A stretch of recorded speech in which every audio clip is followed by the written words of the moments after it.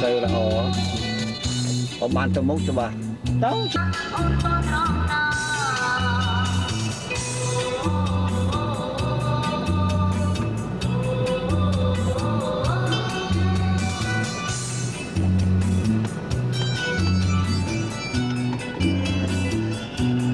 Chơi mà la lên.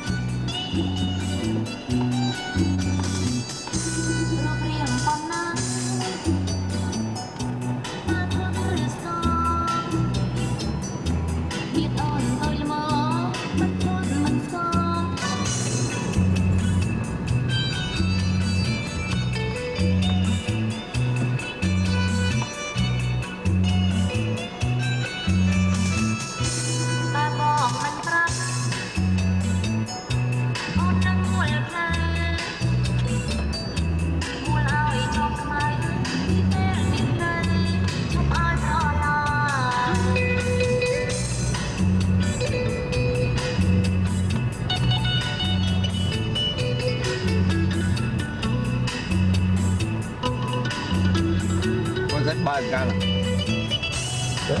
terusnya definitif dan ada definitif dan cemara.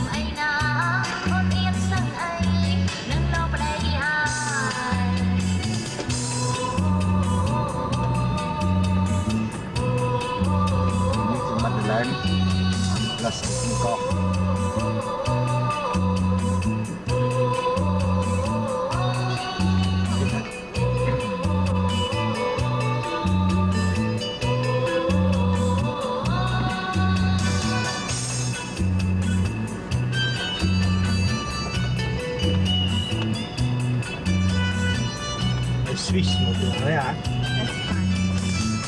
Anh Swiss. Ben Swiss đây. Đây, anh nó. Ai Swiss ai? Cho Swiss đây. Hả? Swiss main rapo ấy chứ.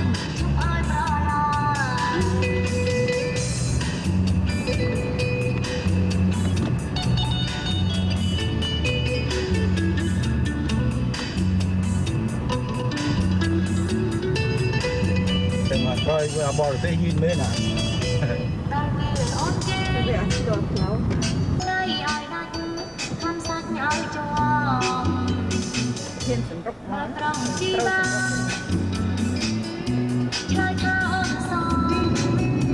Place de Concorde et boulevard des Champs-Élysées. Père Noël.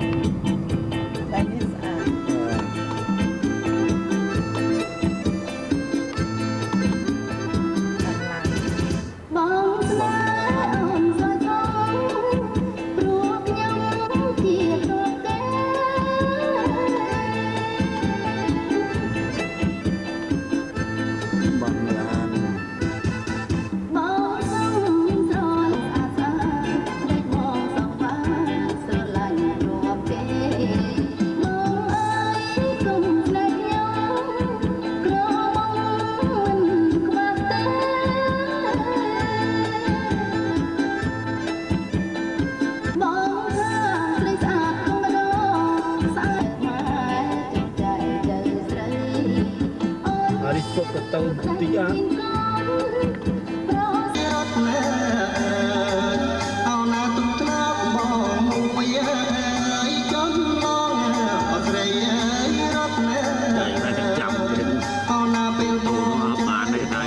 couverture blanche.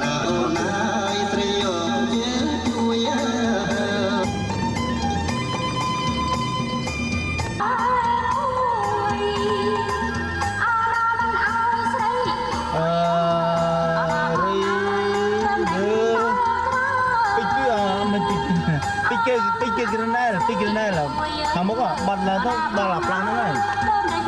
Là xây lôi xây nó đấy ấy lâu nó. Cái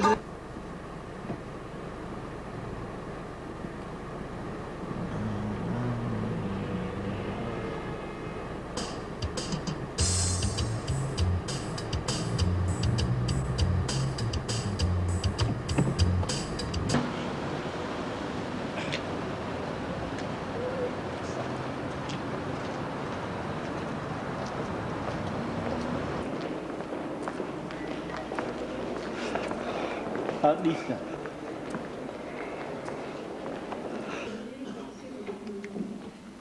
Ainsi que certaines personnes qui ne peuvent pas venir comme monsieur, je suis du camp du Congo et d'autres pays comme monsieur Olivier Bernon, monsieur Gilles Biguin, madame Paula Manchon, madame Jacqueline Pidoza, madame Michel Pelpi, monsieur madame Simon Pidoza, monsieur madame Jacqueline Muller, monsieur madame Lambert, monsieur madame Nathalie Heidenberg sont là aussi avec nous par la pensée, donc avec la communauté des savants de l'esprit autour de monsieur le gouverneur. Je vous souhaite toutes et tous les meilleures fêtes de fin d'année et bonne heureuse année pour 2017. Merci. Je ne peux pas tout énumérer tout le monde, mais pour l'essentiel, je vous remercie et je suis très contente de vous voir tous ce soir. Et je crois que la vie est avec nous aussi ce soir. Merci à vous, mesdames.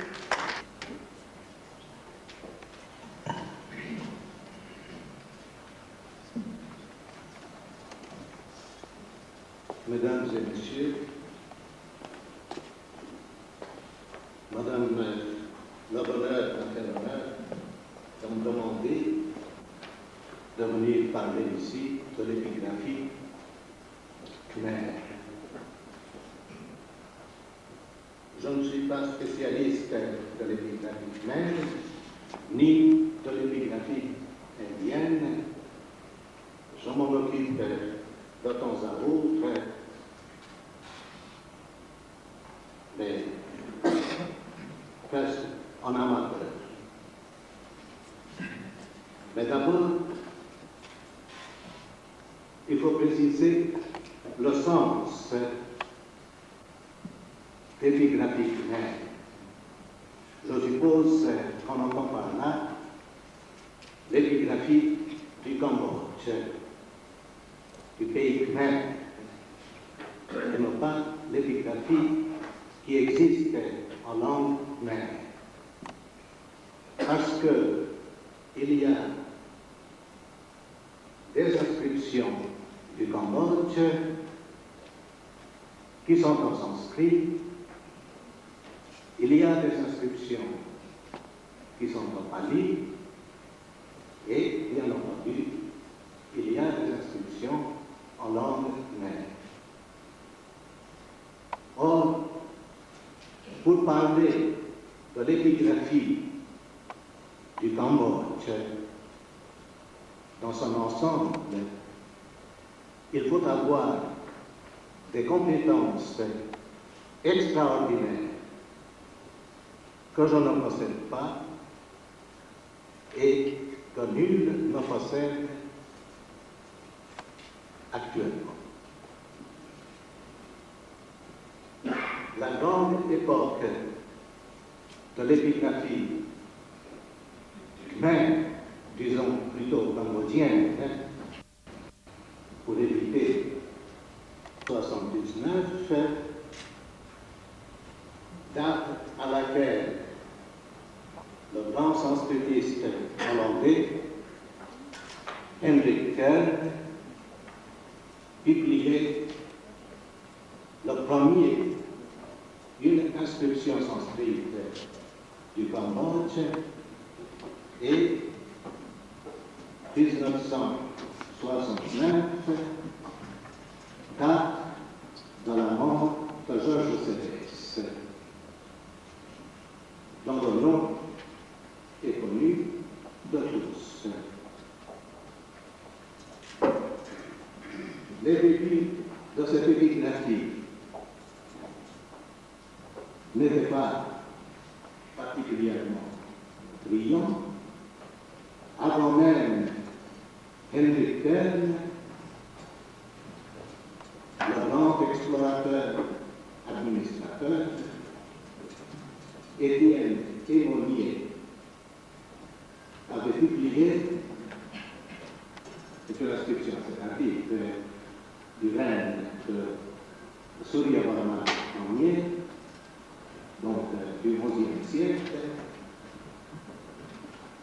mais c'était la première inscription du Cambodge à être publiée. Aymonier publiait donc, vers les années 1870, cette inscription avec une traduction. Or, Louis Finot,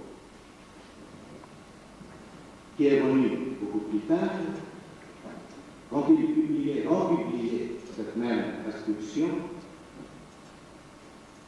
déjà publiée en son temps par Hendrik Kern, devait dire que Aymonier donnait la traduction qu'il donnait de cette inscription d'une personnalité humaine et que cette traduction n'avait rien de commun avec l'original. Depuis, voici comment les choses, pour raconter un peu l'histoire de cette épigraphie, qui est toujours instructive, voici comment les choses se sont passées. Il y avait à cette époque des explorateurs français, en Indochine, bien entendu, mais personne ne connaissait ni le sanskrit ni le khmer.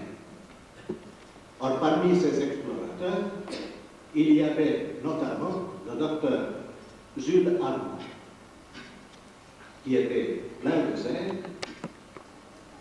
Il avait recueilli un certain nombre,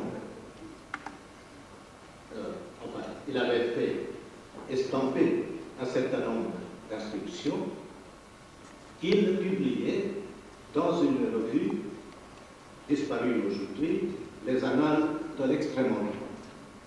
Et c'est cette publication qui attira l'attention de Hendrik Kern, professeur de sanskrit à Leiden.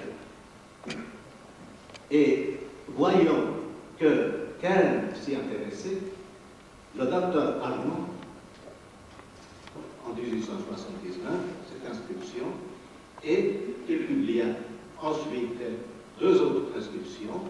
Les choses ont duré de cette façon quelques années, mais le travail fut bientôt repris pour des raisons historiques en France par trois éminents sanskritistes, Abel Bergen, d'abord nous le nommons Auguste Barthes, Abel Bergen et Émile Sonat. Abel de Champa et du Cambodge. Bergen est mort accidentellement en 1888. Donc, Barthes publia son œuvre en 1893, après l'avoir soumise à une révision sévère. Ensuite sont venus Louis Finot et Georges Sénès, qui, pour la première fois, ont repris sérieusement l'édition et la traduction des textes en khmer également. Pendant 60 ans, en 1906,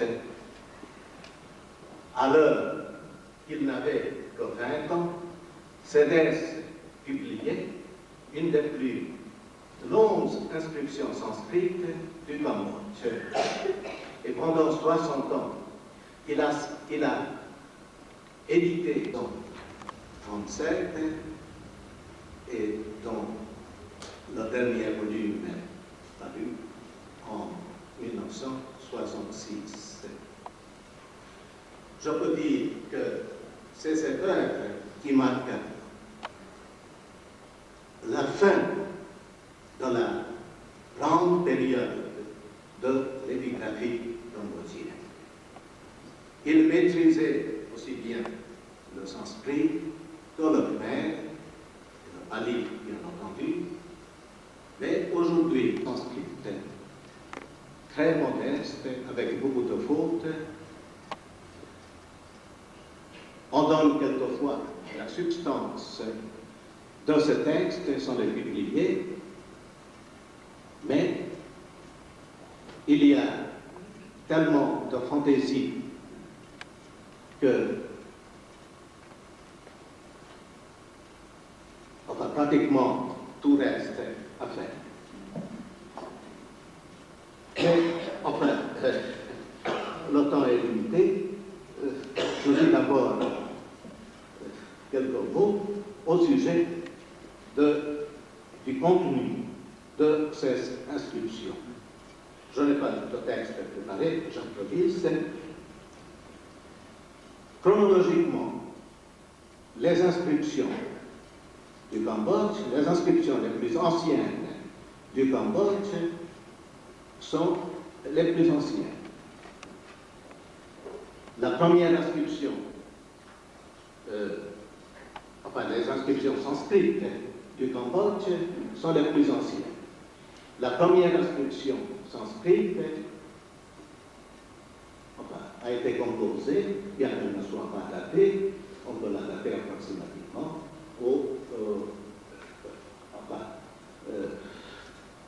au moins cette inscription Pantano, le nom du prince Gunavarman du Funan, l'ancêtre du Cambodge, et on peut la dater du 5e siècle de l'ère commune. En langue khmer, date du 7e siècle. Alors, il y a une différence très nette entre les inscriptions sanskrites et les inscriptions khmer. Elles ne disent absolument pas la même chose. Il y a des textes dont une partie est en sanskrit et l'autre en khmer. On parle quelquefois d'inscription bilingue, mais c'est tout à fait impropre. Il y a une inscription bilingue, mais une seule, une inscription assez tardive. Je vous dis simplement ceci, on entend par bilingue une inscription qui comporte le même texte, exactement le même texte, écrit en deux langues différentes. Est-ce qu'on entend? Oui. Oui. Non, je ne suis pas spécialiste. Oui. Oui. Alors, j'interroge un spécialiste de l'épigraphie. Mais il n'y a qu'une inscription de ce genre au Cambodge. Et les autres, bien qu'elles comportent deux textes, l'un en sanskrit, pas toutes, mais il y a beaucoup d'inscriptions, qui comportent deux parties. Une partie en sanskrit et une autre partie en khmer.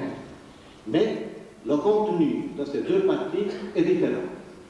Les textes sanskrits sont poétiques ou philosophiques. Il y a toute une culture sanskrite qui s'exprime à travers ces textes sanskrits.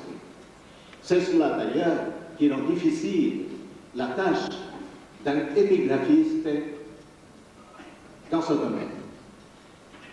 Non seulement il faut posséder une excellente connaissance dans la langue sanscrite, ce qui n'est pas toujours le cas, mais il faut aussi posséder une vaste culture sanscrite. C'est parce que la poésie, ce sont enfin de petits poèmes. Alors, il faut aussi dire que il n'y a peut-être jamais eu d'autres compositions littéraires au Cambodge. Les seuls textes littéraires, proprement littéraires, qui nous soient parvenus du Cambodge ancien, ce sont ces inscriptions. Et à la différence de ce qui s'est passé en Inde même, parce que tout est venu, enfin l'épigraphie est venue de l'Inde avec la langue et l'écriture. Mais à la différence de ce qui s'est passé en Inde même, les auteurs cambodgiens, enfin, Georges Cédès m'a demandé souvent si ces textes avaient été composés par des Khmers ou par des Indiens. Question à laquelle je n'ai jamais eu de réponse. Alors, nous n'en savons pas. Ce sont des textes qui ne sont pas signés. Alors, on ne sait pas qui avait composé ces textes, mais ils étaient composés au Cambodge. Et à la différence de ce qui s'est passé en Inde même, on trouve des textes sanscrits extrêmement longs.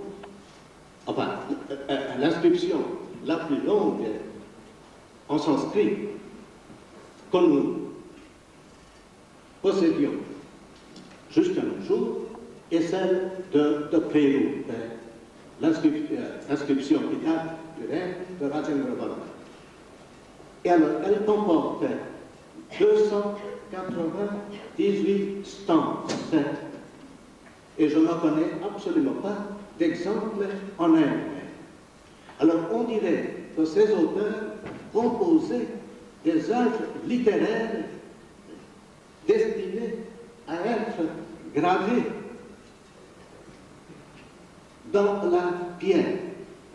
On n'a absolument aucune preuve qu'ils aient composé d'autres textes littéraires. On a pensé que ces textes ont existé, mais ont disparu. Mais il n'y a absolument aucune preuve à ce sujet.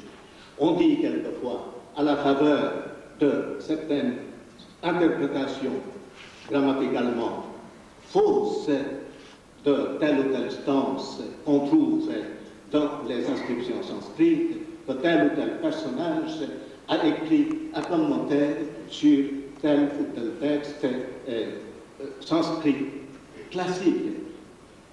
Pas seulement des textes littéraires, mais aussi des textes techniques. Par exemple, le Mahabhashya, le grand commentaire de Patanjali sur la célèbre grammaire de Panini.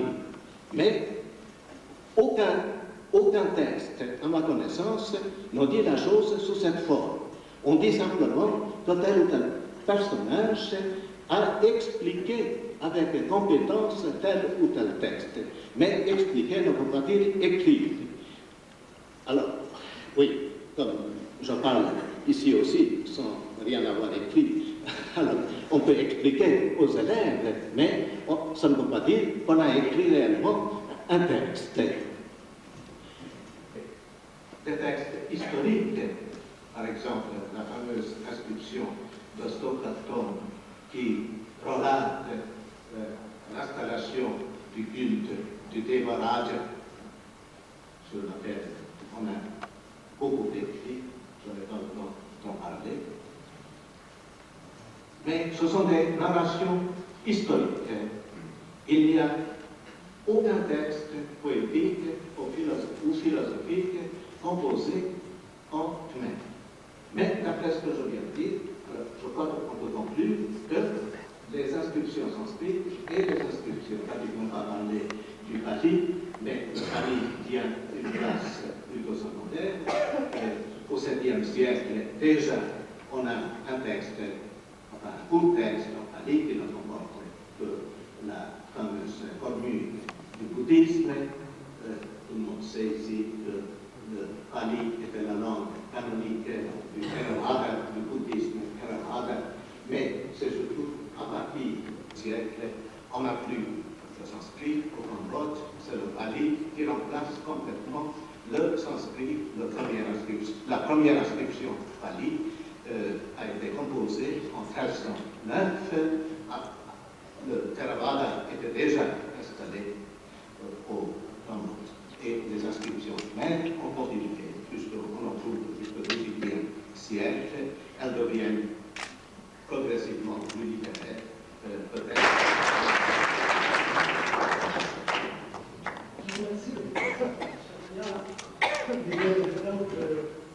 On peut parler pendant des heures, vous intéresser pendant des heures, et comme il en a l'habitude, il dit toujours dans sa modestie, un spécialiste, et qui n'a rien préparé.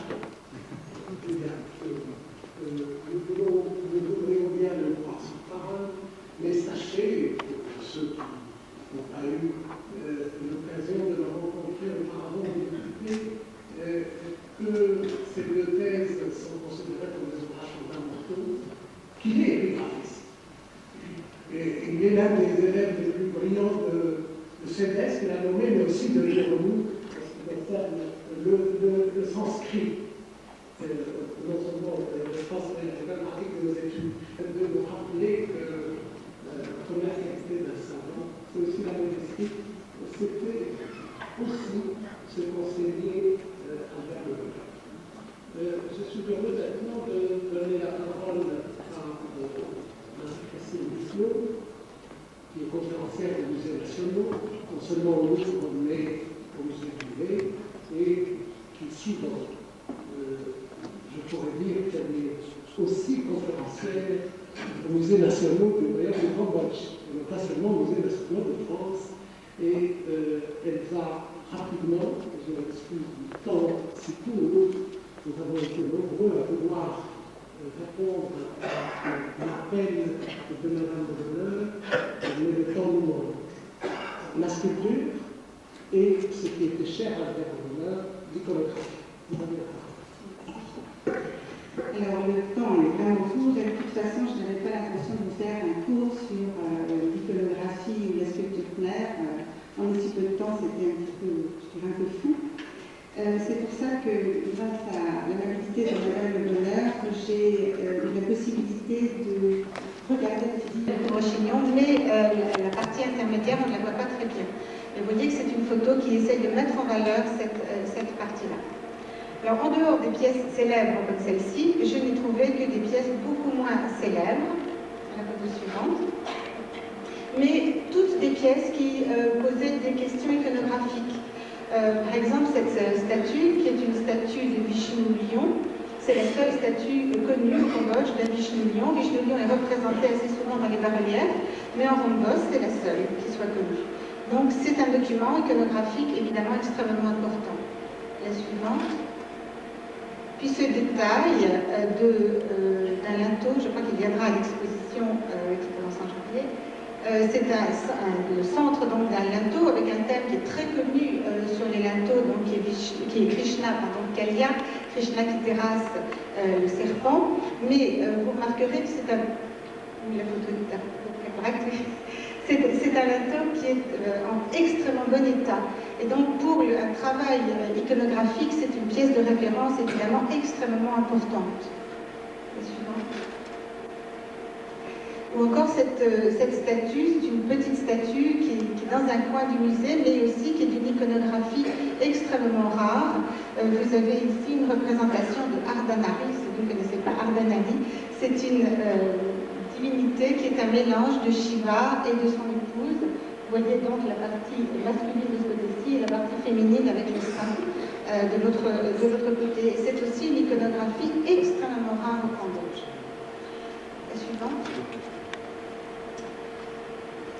Et puis cette stèle qui représente donc un Bouddha sur le serpent, protégé par le serpent, accompagné d'une Tara, certainement un bodhisattva, donc un personnage masculin. Et surtout, donc, au pied, vous avez un orang qui est représenté.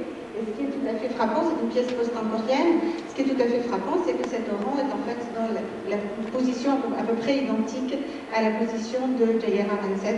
Évidemment, il a les bras en plus et une offrande dans les mains, il a des parures aussi, mais il est exactement dans la même position, même avec le ventre un peu en avant. C'est tout à fait étonnant. Alors, je ne peux pas dire que c'est Jayaram Manset qui représente ici, hein. Je ne vais pas dire ce que je n'ai pas dit, mais je veux dire que pour l'histoire des orans, la place des orans dans un contexte religieux, c'est extrêmement intéressant comme pièce. La suivante. Monsieur Le Bonheur a aussi photographié l'arrière de cette pièce. Pourquoi? Parce que c'est un arrière qui est sculpté et on y voit donc tous les détails du lotus qui soutient donc la pièce centrale, enfin le Bouddha central et bien entendu le serpent qui se trouve là, mais aussi le décor de lotus que l'on trouve à l'arrière. Et c'est vrai que plus ou moins par derrière, moi ça me rappelle, je ne sais pas que M. Le Bonheur a vu ça, mais ça me rappelle un petit peu ce que l'on voit en Indonésie. C'est lotus derrière les divinités. Alors je ne dis pas du tout qu'il y avait ça dans la tête de M. Le Bonheur, mais c'est vrai que moi ça me rappelle. La photo suivante. Au Bayonne, il y a énormément de stèles bouddhiques et M. Le Bonheur en a photographié plusieurs. Je me suis arrêtée sur celle-ci, c'est une pièce qui est publiée, qui est connue, mais donc vous avez un Bouddha assis qui faisant le geste d'appel à la terre, accompagné donc par un Brahma ici et sans doute avec du Buddha de l'autre côté. Mais ce qui est intéressant, c'est vous voyez la main, la façon dont la main est placée ici, une main fermée tenant un attribut. C'est une position tout à fait originale et qui permet peut-être d'identifier le Bouddha. La photo suivante. Et le détail que M. Le Bonheur a pris, c'est le détail de cette main justement, qui est la partie de la pièce qui finalement est la plus énigmatique. La suivante. Alors, les Lokeshvara, donc les Bodhisattvas irradiants, sont extrêmement connus, mais M. Le Bonheur, vous voyez, n'a pas photographié de Lokeshvara de face, il a photographié de dos. Ça permet de voir comment les petits Bouddhas donc, sont disposés. Et on se rend compte très bien que vous avez autour du cou donc, toute une série de Bouddhas, je dirais, assez bien dessinés, et puis ensuite une gravure beaucoup plus succincte des Bodhisattvas, des Bouddhas, pardon. Donc, dans le détail du travail de la statue, c'est quelque chose d'intéressant, et on voit aussi très bien sûr, la tâche des bras. La suivante. On voit le costume.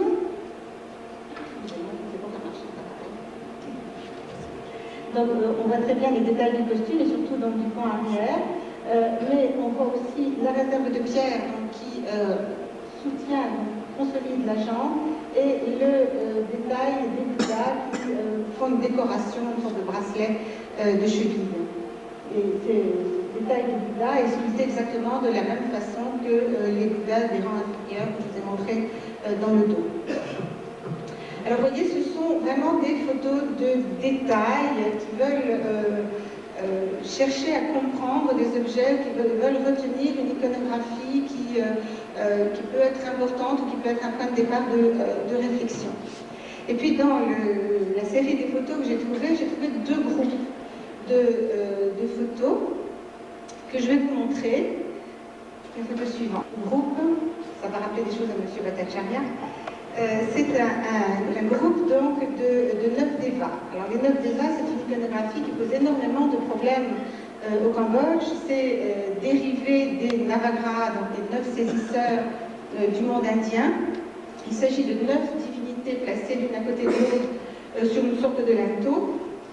Alors, c'est vrai qu'en Inde, c'est en général sur des linteaux qu'on les retrouve. Au Cambodge, c'est sur ces pierres longues, mais qui n'ont jamais été utilisées en tant que linteaux. Alors déjà, il y a un problème. Et le deuxième problème, c'est que certaines de ces divinités sont parfaitement reconnaissables, comme ici la première, qui est Surya, donc le dieu du soleil, sur son char. Et là, on voit très bien le profil avec bien plein de chevaux. Donc, normalement, il y a 7 chevaux qui tirent le char du soleil. À côté, vous avez Soma, donc la divinité de la lune, qui tient les boutons de lotus fermés. On les reconnaît très très bien. Vous verrez tout à l'heure les deux derniers du groupe qui se reconnaissent aussi très bien. L'éclipse et la comète se reconnaissent sans aucun problème. Mais le problème, ce sont les divinités qui sont au milieu. On a 5 personnages sur des montures, Il semble qu'il y ait quelques variantes, quelquefois dans les iconographies, mais la plupart du temps, les reliefs sont abîmés, les animaux sont détériorés, ce qui pose évidemment des problèmes d'identification. Alors là, vous avez un linteau avec des animaux en parfait état, ce qui permet donc de bien les identifier et peut-être de bien identifier les divinités. Alors le premier est très intéressant parce qu'il s'agit d'un cerf, et on le reconnaît très bien à ses doigts. Ses doigts ici et ses accrochus, si j'ose dire, des sabots, disons, fendus. Le cerf est l'animal du Vaillou, donc le dieu du vent. Ici, on le reconnaît très bien. Celui qui vient après est un oiseau. Et là, cet oiseau pose un peu plus de problèmes. Je ferai la photo suivante. Vous avez donc un détail de cet animal, donc là, on le reconnaît vraiment très bien. La suivante. Alors, l'oiseau pose un petit peu plus de problèmes parce qu'il y a plusieurs divinités qui peuvent être sur des oiseaux. On a pensé à Skanda. Skanda, mais c'est le pan qui est son animal, et sur les reliefs d'Angkor Wat, par exemple, il y a vraiment un pan. Donc je doute personnellement que ce soit vraiment un pan qu'on a là. On a aussi pensé que l'oiseau pouvait être le hamsa, c'est-à-dire l'oie qui porte Brahma, mais personnellement ça me gêne dans la mesure où il y a des Brahmas représentés au Cambodge avec leurs 4 têtes, et là on n'a pas les 4 têtes, donc c'est un petit peu gênant. Il nous reste un troisième personnage qui est Varuna, le gardien de l'Ouest, qui est souvent représenté au Cambodge sur un oiseau, et un peu un oiseau de ce genre. Donc il est possible qu'on ait là le gardien de l'Ouest. Le troisième est toujours à sa place, toujours à la même place, c'est Indra sur son éléphant. Là, on le reconnaît sans aucune difficulté, il correspond à l'Est. Par contre, l'animal qui vient après est beaucoup plus problématique. C'est aussi un animal qui a des sabots fendus. Pardon, il n'est pas problématique, celui-là, excusez-moi. Vous avez ici un cheval. On est à peu près à la tête du cheval. Et je voudrais remarquer une chose, c'est que ce cheval est paré. Il a un collier avec des gros grelots, il a un tapis de sel.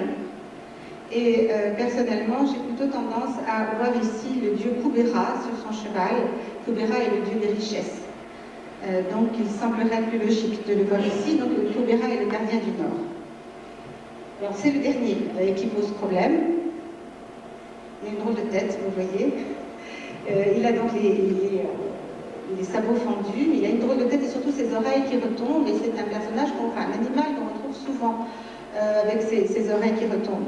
Mais si vous regardez la façon dont la tête est dessinée, finalement, on peut penser qu'on a affaire ici à un capridé, disons. Lequel Alors on a tendance à placer ici, je ne veux pas tirer de conclusion ce soir, mais on a tendance à placer ici le dieu du feu, Agni, sur son bélier. Le problème, c'est évidemment qu'il y a des trous d'oreilles, il n'y a pas les belles cornes du bélier. La photo suivante qui ne pose aucun problème. La suivante. Avec sa petite queue aussi, qui remonte. Alors, est-ce que c'est le bélier? Mais c'est un sujet d'étude. Et si Monsieur Le Bonheur a photographié cela, c'est parce que certainement il voulait aller plus loin dans la compréhension de ces navagras. Alors, les 9 débats plutôt. Donc les deux qui terminent, l'éclipse et la comète, donc Raoult et Cliptou sont dans une iconographie tout à fait traditionnelle. Donc Raoult dans les nuages, avec une tête de démon et le bras levé. Cliptou, par contre, sur le lion, et tenant un étendard dans la main. Donc là, c'est une iconographie tout à fait classique. La suivante. Un détail. La suivante. Et un détail. La suivante. Et puis le deuxième groupe de photos concerne une statue que M. Le Bonheur ne devait pas connaître parce qu'il l'a photographiée de façon extrêmement précise et détaillée. Et le fait que cette statue était en assez bon état est aussi certainement une raison pour laquelle M. Le Bonheur l'a photographiée. Alors vous allez voir comment finalement, Monsieur le Bonheur, vous pouvez regarder un objet qu'il découvrait. Vous avez donc d'abord une vue de face, la suivante. Vous avez ensuite la vue de profil, qui vous montre donc l'épaisseur de la statue, qui vous montre aussi les réserves de pierre derrière les pieds, et la façon dont les bras sont articulés. La suivante. Ensuite, des détails du visage, donc le visage de face, qui permet de bien voir le diadème, qui permet de bien voir aussi les détails des traits du visage. La suivante. Une vue de 3/4. Cette vue de 3/4 permet de voir non seulement comment le diadème descend, mais encore de voir comment les pattes vous voyez, se continuent après la coiffure et que le traitement sculpté des pattes est différent du traitement de la coiffure. La suivante. Puis bien entendu une vue de l'arrière qui permet de bien voir le couvre-chignon, la forme conique du couvre-chignon, les attaches du diadème et la façon dont les tresses de la coiffure sont disposées. La suivante. On passe aux mains. Alors curieusement, il y a une main que Monsieur le Bonheur a oubliée, je ne sais pas pourquoi, c'est la main supérieure gauche. Donc on commence avec la main qui tient le disque, la suivante. Et cette main est vue sur les deux faces pour avoir bien les deux côtés du disque égalisés. La suivante. Très belle photo donc de la main inférieure droite qui montre